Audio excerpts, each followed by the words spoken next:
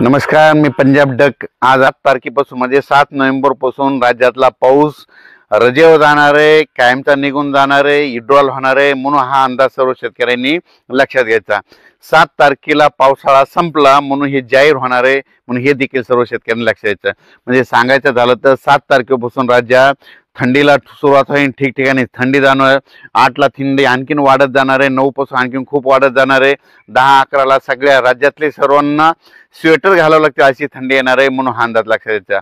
पण दरम्यान राज्यामध्ये काही जिल्ह्यामध्ये तुरळक ठिकाणी विखुरलेल्या स्वरूपाचा भाग बदलत पाऊस पडणार आहे, सर्वदूर काही पडणार नाही, म्हणून हा अंदाज लक्षात घ्यायचा। मग तो पाऊस विखुरलेला कसा पडणार आहे, कोणत्या जिल्ह्यात राहणार आहे सांगायचं झालं तर यवतमाळ जिल्हा झालं, हिंगोली जिल्हा झालं, वाशिम जिल्हा झालं, नांदेड जिल्हा झालं, परभणी जिल्हा झालं, लातूर जिल्हा झालं, धाराशिव जिल्हा झालं, बीड जिल्हा झालं, अहिल्यानगर झालं, जालना जिल्हा झालं, ह्या त्याच्यानंतर सोलापूर जिल्हा, सांगली, सातारा ह्या पट्ट्यामध्ये ह्या 3 दिवसामध्ये विखुरलेल्या स्वरूपाचा पाऊस पडणार आहे, खूप काही मोठा पडणार नाही, म्हणून हा अंदाज सर्व शेतकऱ्यांनी लक्षात घ्यायचा।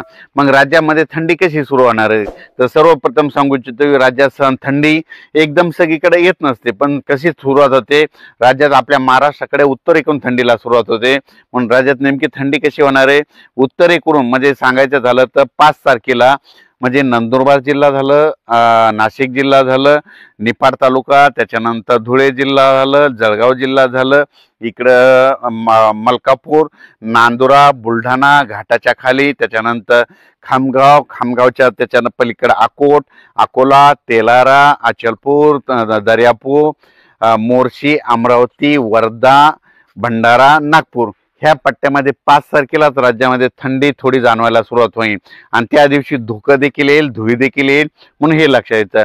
त्याच्यानंतर 6 तारखेला ती थंडी काय होणार आहे, परत पुढे सरकणार आहे। मग ती पुढे कुठं येणार आहे, मग इकडून सुरुवात करू आपण संगमनेर तालुका, आंबेगाव तालुका, जुन्नर, त्याच्यानंतर अहिल्यानगर, संभाजीनगर, त्याच्यानंतर बीड जिल्हा, त्याच्यानंतर परभणी जिल्हा, त्याच्यानंतर जालना जिल्हा, त्याच्यानंतर हिंगोली, वाशिम आणि यवतमाळ 6 तारखेला ह्या पट्ट्यामध्ये थंडी जाणार।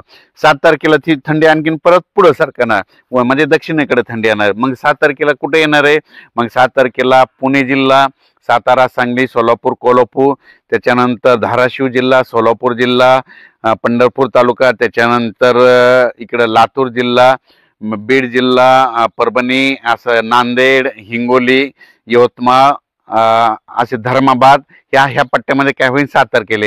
परत ती 8 तारखेला थंडी काय होणार आहे, तेलंगणाकडे जाणार, तेलंगणा कर्नाटककडे जाणार आहे। त्याच्यानंतर 9 तारखेला संपूर्ण तेलंगणातून आंध्र प्रदेश आणि कर्नाटक ह्या तिन्ही राज्यामध्ये तिकडे देखील थंडी होईल आणि 9 तारखेला बरेच म्हणजे जवळपास केरळपर्यंत ती थंडी जाणार आहे, म्हणून हा अंदाज लक्षात यायचा। आणि बऱ्याच शेतकऱ्याचे असे फोन आहेत, मग यानंतर पाऊस येईल का, तर माझी सर्व शेतकऱ्याला आनंदाची बातमी, 7 तारखेच्या नंतर आपल्या महाराष्ट्रात परत पाऊस काय येणार नाही, उलट थंडीत वाढत